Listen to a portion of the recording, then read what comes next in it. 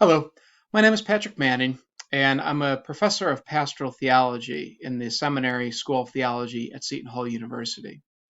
So at Seton Hall, I mostly teach students who are preparing for church ministry, but also some of our undergraduates. And my work, in very general terms, focuses on trying to make sense of human beings and figuring out ways that we can live life more fully together. I believe that this kind of research, this kind of work is particularly relevant in a moment like this one. This has been a very challenging time for so many of us as we face this global health crisis. Our lives have been dramatically disrupted.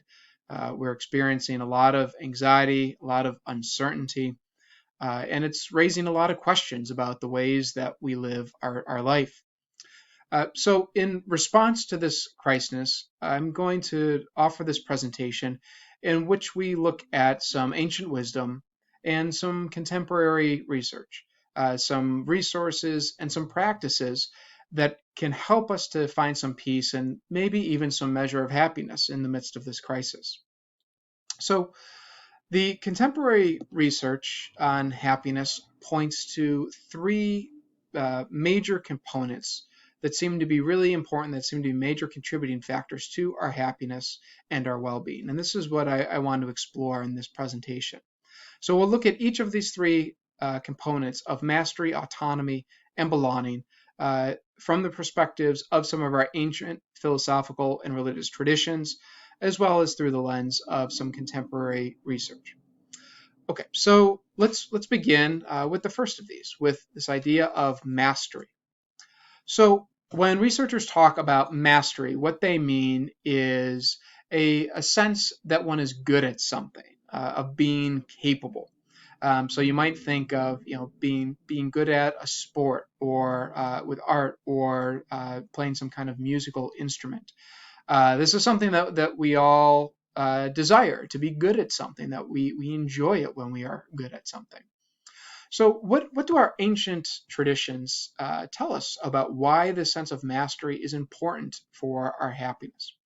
Well, to begin with, we could look at the Jewish tradition and looking at the Hebrew scriptures, this text of the book of Genesis, and in particular the creation accounts in the first couple of chapters of that book. So here we have these accounts of creation in which God brings human beings into existence, and he endows them with capacities. And even more than that, he endows them with a job to do. That in these different accounts, God sets the human beings in the garden to till it, to keep it. In another account, God sets the human beings and asks them to exercise dominion or stewardship over all of creation. And God gives them the ability to do this. So here in the Jewish tradition, there's this idea that human beings they're given these gifts or talents for a purpose, that they have something to do. Now that might seem very general, and so it raises a question about, well, what about me? What about a personal purpose? Well, sort of building on these ideas in the Jewish scriptures, in Christianity there is this idea of a calling or a vocation. This is just what the word vocation means, is to be called. And so it's this idea that human beings are called to something, that they're invited to use their gifts in a particular way. There's a professor at Boston College named Michael Himes who has suggested three questions for thinking about or figuring out one's own calling. He says, think about, what are your talents, what are your gifts, what are your passions, what are the things that you enjoy doing, and what are the needs of the world. And Himes suggests that where these three things intersect is where we find our calling. So this might be a difficult part of our current moment, and that we might lack a sense of purpose right now. We might not be working as in our normal routines. We might have even lost our jobs.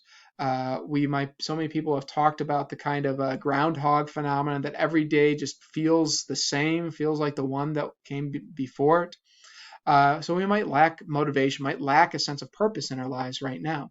But even in these circumstances, The Christian traditions suggest that we have a sense of purpose that goes deeper than just what we do. I think it's helpful to recognize the fact that we're called human beings, not human doings. It's not what we do that defines us. There's something more important and something more stable in just who we are. So in the Christian understanding, human beings are created to love God and to love each other. And that's something that cannot be taken away from us, even if we are here in lockdown.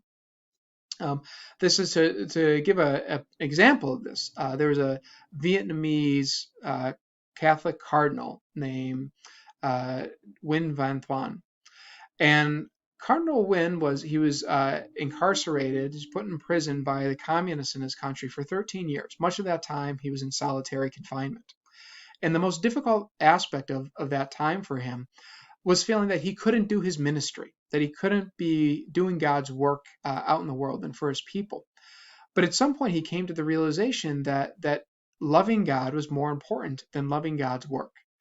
And once he came to that realization, it transformed his cell. It transformed his experience in that prison, that he recognized that there was something that couldn't be taken away from him, that he still had this identity and a sense of purpose, even though he couldn't be doing very, very much. And so we might think about that for ourselves, and even as we are in lockdown, that we still have this important identity and still have this purpose. So how can we build on this? And looking at current research, well, we find a lot of confirmation in what we've already said. So at least one researcher would summarize it this way. That we achieve this sense of mastery best, and we are happier when we pursue flow rather than pursuing superiority.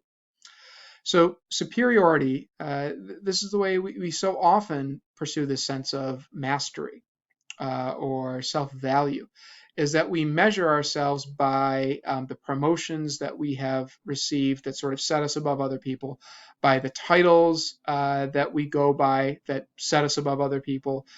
So we're very often in competition. We use other people as a benchmark for our purpose, for our sense of self-worth.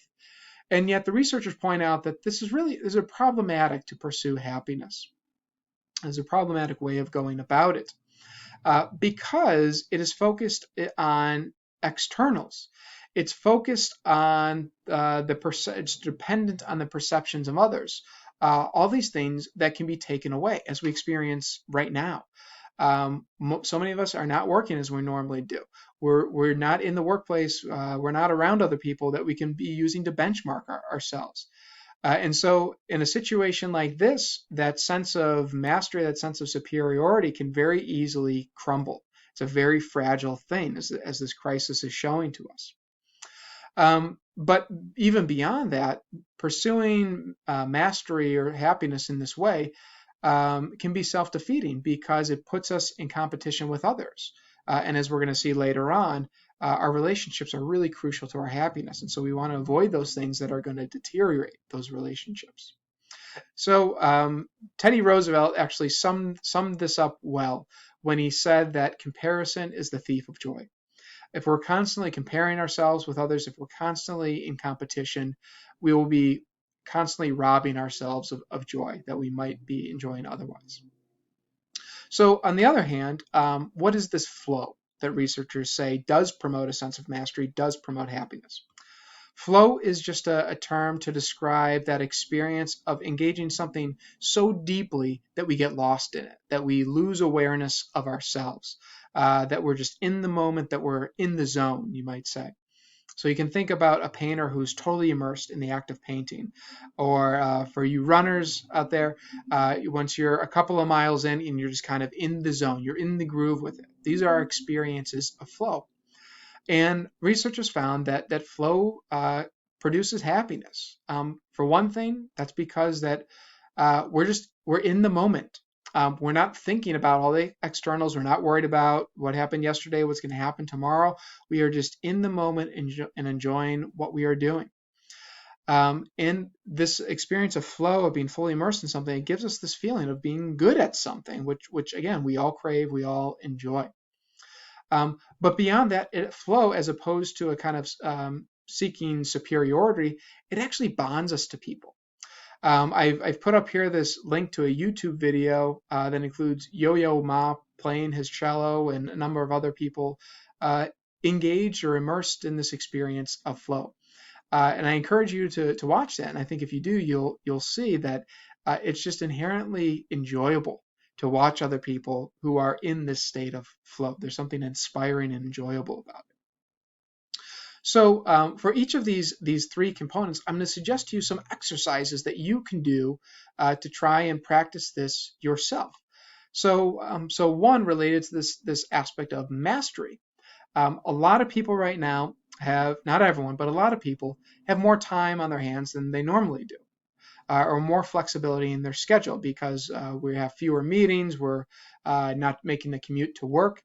And so if you are in that situation, I'd encourage you to take advantage of that by immersing yourself in something that you love, whether that is painting or gardening or exercising, whatever the case may be. And you'll find that if you give more time to those activities, you'll find that you're enjoying your days more, that there's more happiness to be had. A second thing that you might do at this time is to spend a little time thinking about what are your gifts, and maybe write a bit, reflect on how you could be using those gifts for other people. You might use Heims's 3 questions that I suggested earlier, or I've provided here another link to this website for Ignatian spirituality and discernment. That is sort of a guide for making decisions, a guide for trying to come and understand yourself more deeply. So a couple of exercises that you might try in order to boost your sense of mastery, which researchers show boost our happiness. And these are things that you can do right now, even in the midst of this crisis, even from your own home.